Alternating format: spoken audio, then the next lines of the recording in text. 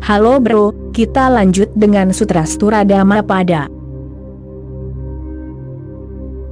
Sutra pertama, ada kesenangan, dan ada nirwana. Lupakan yang pertama, untuk memiliki yang kedua. Renungkanlah sedalam mungkin, karena ia mengandung salah satu kebenaran, yang paling mendasar. Keempat kata ini harus dipahami, direnungkan. Yang pertama adalah kesenangan, yang kedua adalah kenikmatan, yang ketiga adalah sukacita, dan yang keempat adalah nirwana. Kesenangan bersifat fisik, fisiologis. Kesenangan adalah hal yang paling dangkal dalam hidup. Itu adalah rangsangan. Itu bisa bersifat seksual, bisa juga dari indera lain, bisa berupa obsesi terhadap makanan, tetapi itu berakar di dalam tubuh. Tubuh adalah pinggiranmu, lingkar luarmu, itu bukan pusatmu. Dan hidup di lingkar luar, itu berarti hidup dari belas kasihan semua jenis hal yang terjadi di sekitarmu. Orang yang mencari kesenangan, tetap berada di bawah belas kasihan kebetulan. Itu seperti ombak di lautan, mereka berada di bawah belas kasihan angin. Ketika angin kencang datang, mereka ada di sana. Ketika angin menghilang, mereka menghilang. Mereka tidak memiliki keberadaan yang independen. Mereka bergantung, dan apapun yang bergantung pada yang lain, membawa ikatan. Kesenangan bergantung pada yang lain. Jika dirimu mencintai seorang wanita, jika itu adalah kesenanganmu, maka wanita itu menjadi tuanmu. Jika dirimu mencintai seorang pria, jika itu adalah kesenanganmu, dan dirimu merasa tidak bahagia, putus asa, sedih, tampaknya, maka dirimu telah menciptakan ikatan untuk dirimu sendiri. Dirimu telah menciptakan penjara, dirimu tidak lagi bebas. Jika dirimu seorang pencari uang dan kekuasaan, maka dirimu akan bergantung pada uang dan kekuasaan. Orang yang terus mengumpulkan uang, jika ia senang memiliki lebih banyak uang, akan menjadi semakin sengsara. Karena semakin banyak yang dimilikinya, semakin banyak yang diinginkannya. Dan semakin banyak yang dimilikinya, semakin ia takut kehilangannya. Pedang bermata dua, semakin banyak yang diinginkannya, ujung pedang yang pertama. Oleh karena itu, ia menjadi semakin sengsara. Semakin dirimu menuntut, menginginkan, semakin dirimu merasa kekurangan sesuatu, semakin hampa, semakin kosong dirimu, tampak bagi dirimu sendiri. Di sisi lain dari pedang, semakin banyak yang dirimu miliki, semakin dirimu takut itu akan diambil, itu bisa dicuri. Bank bisa bangkrut, situasi politik di negara bisa berubah, negara bisa menjadi komunis. Ada 1001 hal yang menjadi sandaran uangmu. Uangmu tidak menjadikanmu tuan, itu menjadikanmu budak. Kesenangan bersifat sampingan, karenanya, itu pasti bergantung pada keadaan luar. Dan itu hanyalah sensasi. Jika makanan adalah kesenangan, apa yang sebenarnya dinikmati? Hanya rasa. Untuk sesaat, ketika makanan melewati kuncup pengecap di lidahmu, dirimu merasakan sensasi yang dirimu artikan sebagai kesenangan. Itu adalah interpretasi dirimu. Hari ini mungkin tampak seperti kesenangan, dan besok mungkin tidak tampak seperti kesenangan. Jika dirimu terus memakan makanan yang sama setiap hari, kuncup di lidahmu akan menjadi tidak responsif terhadapnya. Segera dirimu akan muak dengannya. Begitulah orang menjadi muak. Suatu hari dirimu mengejar seorang pria atau wanita, dan hari berikutnya dirimu mencoba mencari alasan untuk menyingkirkan orang lain itu. Orang yang sama, tidak ada yang berubah. Apa yang terjadi sementara itu? Dirimu bosan dengan orang lain itu, karena seluruh kesenangan itu ada di dalam mengetahui hal-hal baru. Sekarang orang lain itu tidak lagi baru. Dirimu mengenal wilayah orang lain itu. Dirimu mengenal tubuh orang lain itu, lekuk tubuhnya, rasa tubuhnya. Sekarang pikiran mendambakan sesuatu yang baru. Pikiran selalu mendambakan sesuatu yang baru. Begitulah cara pikiran membuatmu selalu terikat di suatu tempat, di masa depan. Pikiran membuatmu terus berharap, tetapi tidak pernah memberikannya, tidak bisa. Pikiran hanya bisa menciptakan harapan baru, keinginan baru. Sama seperti daun yang tumbuh di pohon, keinginan dan harapan tumbuh dalam pikiran. Dirimu menginginkan rumah baru, dan sekarang dirimu memilikinya, dan di manakah kesenangan itu? Hanya sesaat kesenangan itu ada di sana, ketika dirimu mencapai tujuanmu. Setelah dirimu mencapai tujuanmu, pikiranmu tidak lagi tertarik padanya, pikiran telah mulai membuat jaring keinginan baru. Ia sudah mulai memikirkan rumah-rumah lain, yang lebih besar. Dan ini berlaku untuk segalanya. Kesenangan membuatmu dalam kondisi neurotik, gelisah, selalu kacau. Begitu banyak keinginan, dan setiap keinginan tidak terpuaskan, menuntut perhatian. Dirimu tetap menjadi korban dari kerumunan keinginan gila. Gila karena tidak bisa dipenuhi, dan mereka terus menyeretmu ke arah yang berbeda. Dirimu menjadi kontradiksi. Satu keinginan membawa dirimu ke kiri, yang lain ke kanan, dan secara bersamaan, dirimu terus memelihara kedua keinginan itu. Dan kemudian dirimu merasa terbelah. Kemudian dirimu merasa terbagi. Kemudian dirimu merasa terkoyak. Kemudian dirimu merasa dirimu seperti hancur berkeping-keping. Tidak ada yang bertanggung jawab. Seluruh kebodohan dari menginginkan kesenangan adalah yang menciptakan ini. Dan itu adalah fenomena yang kompleks. Dirimu bukan satu-satunya yang mencari kesenangan. Ada jutaan orang sepertimu, yang juga mencari kesenangan yang sama. Oleh karena itu, ada pertikaian, persaingan, kekerasan, dan perang yang sengit. Semua orang menjadi musuh satu sama lain, karena mereka semua mencari tujuan yang sama, dan mereka tidak bisa mencapainya. Oleh karena itu, perjuangan harus total. Dirimu harus mempertaruhkan segalanya, tanpa hasil. Karena ketika dirimu menang, dirimu tidak memperoleh apapun, dan seluruh hidupmu terbuang sia-sia dalam perjuangan ini.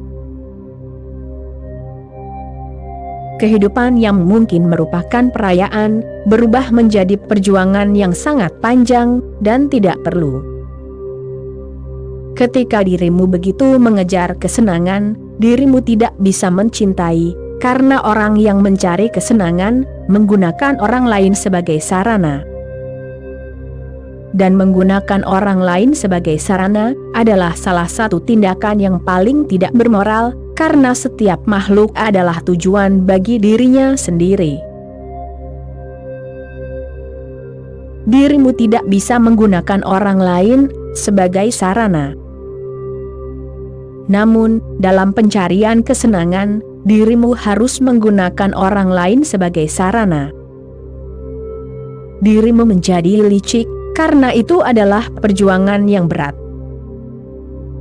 Jika dirimu tidak licik, dirimu akan tertipu, dan sebelum orang lain menipumu, dirimu harus lebih dulu menipu mereka.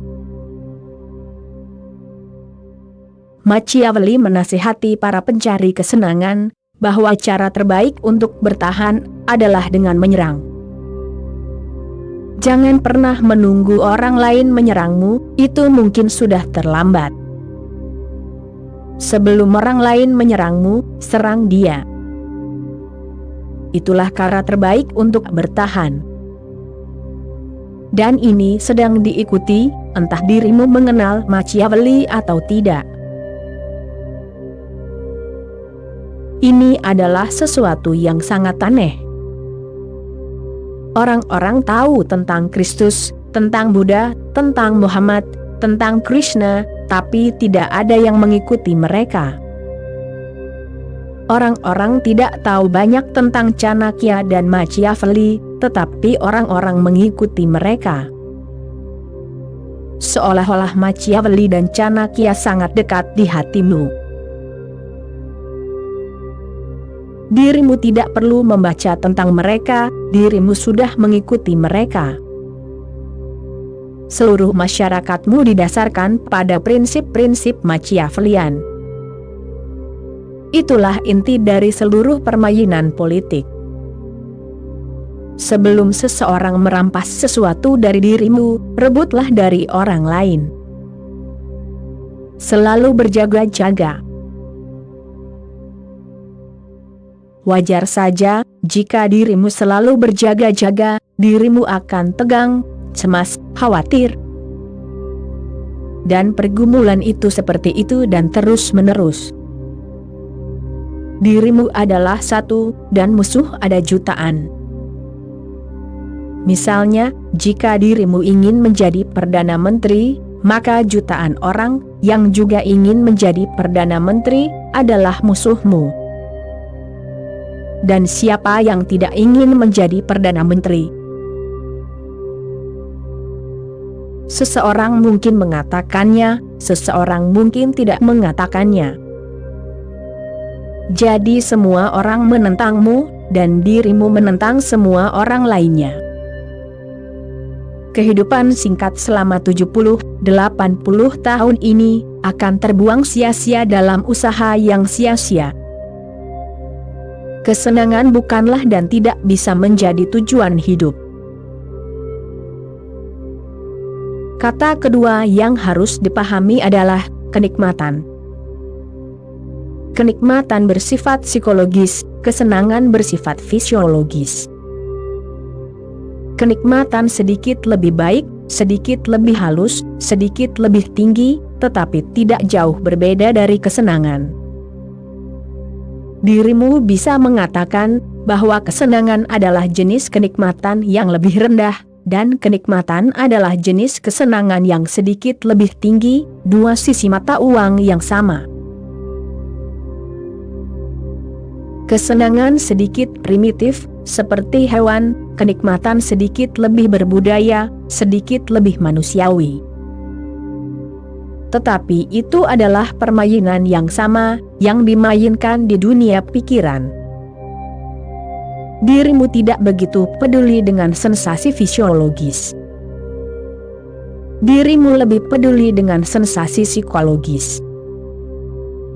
Tetapi pada dasarnya, keduanya tidak berbeda. Oleh karena itu, Buddha tidak berbicara tentang keempat kata, ia hanya berbicara tentang yang dua. Yang ketiga adalah sukacita.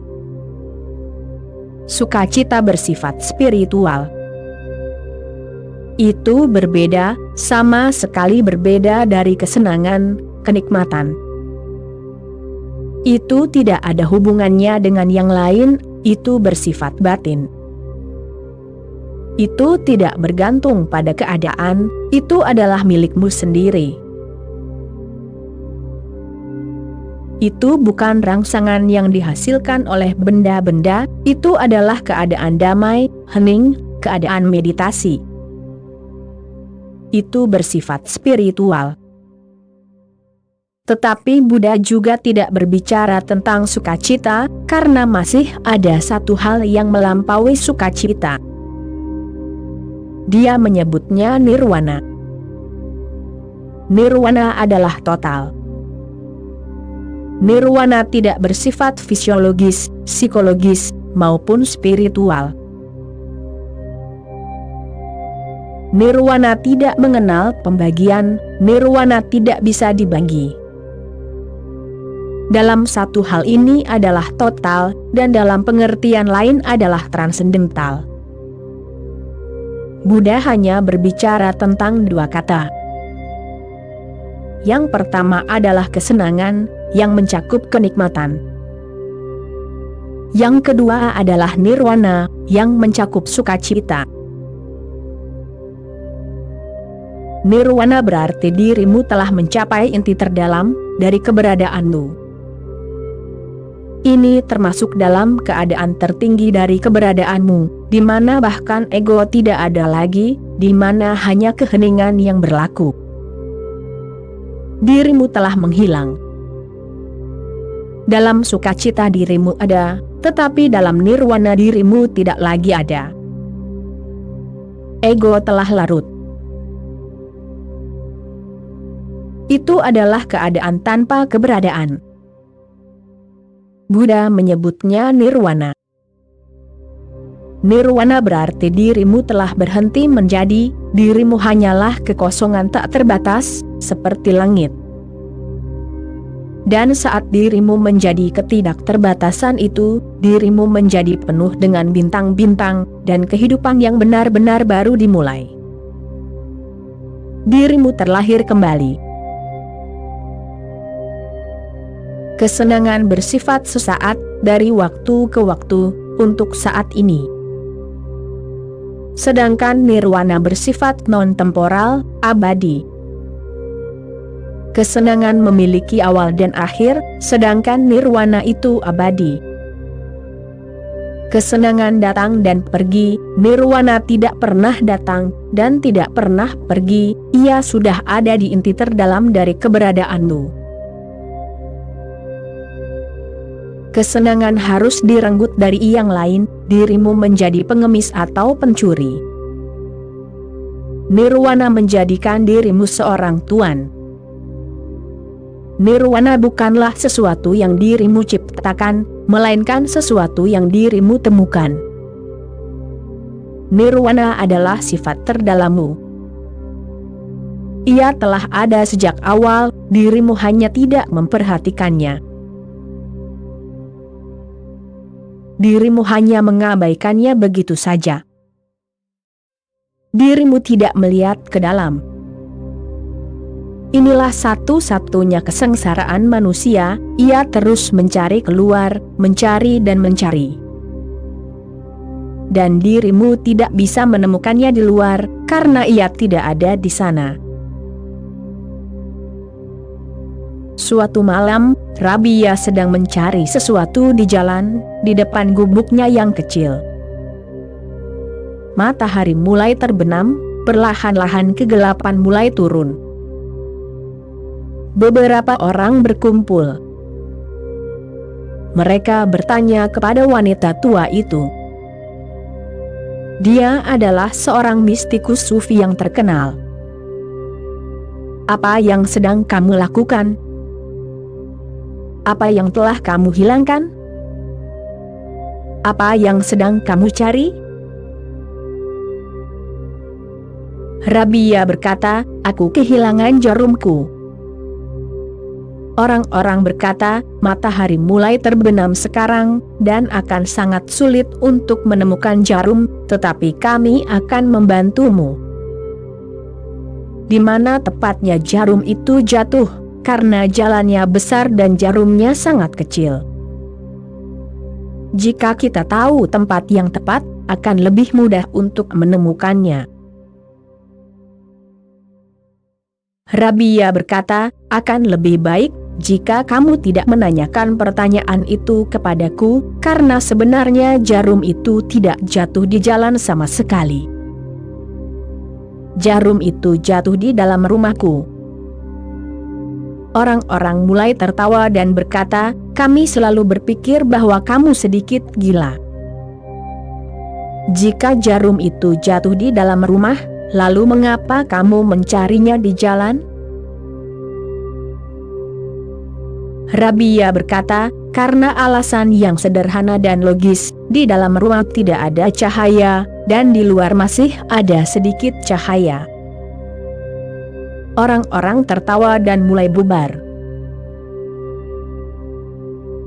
Rabia memanggil mereka dan berkata, dengar. Itulah yang sedang kalian lakukan. Aku hanya mengikuti contoh kalian. Kalian terus mencari nirwana di dunia luar, tanpa menanyakan pertanyaan pertama dan utama, di mana kalian kehilangannya? Dan aku katakan, kalian telah kehilangannya di dalam. Kalian mencarinya di luar, karena alasan yang sederhana dan logis, bahwa indera kalian terbuka keluar, ada sedikit lebih banyak cahaya. Mata kalian melihat keluar, telinga kalian mendengar keluar, tangan kalian menjangkau keluar. Itulah alasan sederhana, mengapa kalian mencari di sana. Jika tidak, aku katakan, kalian tidak kehilangannya di luar, dan aku katakan atas wewenangku sendiri. Aku juga telah mencari di luar selama banyak kehidupan, dan hari ketika aku melihat ke dalam aku terkejut. Tidak perlu mencari dan mencari, itu selalu ada di sana. Nirwana adalah inti terdalammu. Kesenangan harus dirimu minta dari orang lain, secara alami dirimu menjadi tergantung. Nirwana membuatmu menjadi seorang master. Nirwana bukanlah sesuatu yang terjadi begitu saja, itu sudah terjadi. Buddha berkata, ada kesenangan dan ada nirwana. Lupakan yang pertama untuk memiliki yang kedua. Berhentilah melihat keluar, lihatlah ke dalam. Berbaliklah, mulailah melihat dan menyelidiki ke dalam interioritasmu sendiri, ke dalam subjektivitasmu sendiri. Nirwana bukanlah objek yang bisa ditemukan di tempat lain, melainkan adalah kesadaranmu. Di timur, kita selalu mendefinisikan kebenaran hakiki sebagai Sat Chit Anand. Sat berarti kebenaran. Chit berarti kesadaran. Anand berarti nirwana, kebahagiaan total. Mereka adalah tiga wajah dari realitas yang sama. Inilah Trinitas sejati, bukan Tuhan Bapa dan Putra, Yesus Kristus, dan Roh Kudus, itu bukanlah Trinitas sejati. Trinitas sejati adalah kebenaran, kesadaran, kebahagiaan total atau nirwana. Dan mereka bukanlah fenomena yang terpisah, melainkan satu energi yang mengekspresikan dalam tiga cara, satu energi yang memiliki tiga wajah. Oleh karena itu di timur, kita mengatakan Tuhan adalah Trimurti, Tuhan memiliki tiga wajah. Ini adalah wajah-wajah nyata. Bukan Brahma, Vishnu, Mahesa. Itu untuk anak-anak, untuk yang belum dewasa secara spiritual, metafisik. Brahma, Vishnu, Mahesa, nama-nama itu untuk para pemula. Kebenaran, kesadaran, kebahagiaan total, adalah kebenaran hakiki. Pertama datanglah kebenaran. Saat dirimu melihat ke dalam, dirimu menjadi sadar akan realitas kekalmu, Sat, kebenaran. Lalu, ketika dirimu masuk lebih dalam ke realitasmu, ke Satmu, ke kebenaranmu, dirimu menjadi sadar akan kesadaran yang luar biasa. Semua adalah terang, tidak ada yang gelap. Semua adalah kesadaran, tidak ada yang tidak disadari. Dirimu hanyalah nyala kesadaran, bahkan tidak ada bayangan ketidaksadaran dimanapun. Lalu ketika dirimu masuk lebih dalam lagi, maka inti utamanya adalah nirwana, kebahagiaan total, ananta. Buddha berkata, lupakan semua yang selama ini kamu anggap bermakna, yang kamu anggap penting. Korbankan segalanya untuk tujuan utama ini, karena ini adalah satu-satunya hal yang akan membuatmu puas, yang akan membuatmu terpenuhi, yang akan membawa musim semi ke dalam keberadaanmu. Dan kamu akan berkembang menjadi 1001 bunga. Kesenangan akan membuatmu tetap menjadi sepotong kayu apung. Kesenangan akan membuatmu semakin licik. Itu tidak akan memberimu kebijaksanaan. Dan itu akan membuatmu semakin menjadi budak. Itu tidak akan memberimu kerajaan Tuhan. Itu akan membuatmu semakin penuh perhitungan. Itu akan membuatmu semakin eksploitatif. Itu akan membuatmu semakin politis, diplomatis. Dirimu akan mulai menghisap orang, itulah yang dilakukan orang. Sang suami berkata kepada istrinya, "Aku mencintaimu," tetapi sebenarnya dia hanya memanfaatkannya. Sang istri berkata dia mencintai suaminya, tetapi dia hanya memanfaatkannya.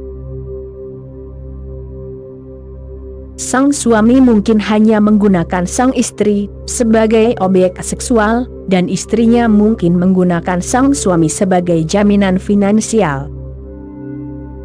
Kesenangan membuat semua orang licik, menipu. Dan menjadi licik berarti kehilangan sukacita dari menjadi polos, berarti kehilangan sukacita dari menjadi seperti seorang anak kecil.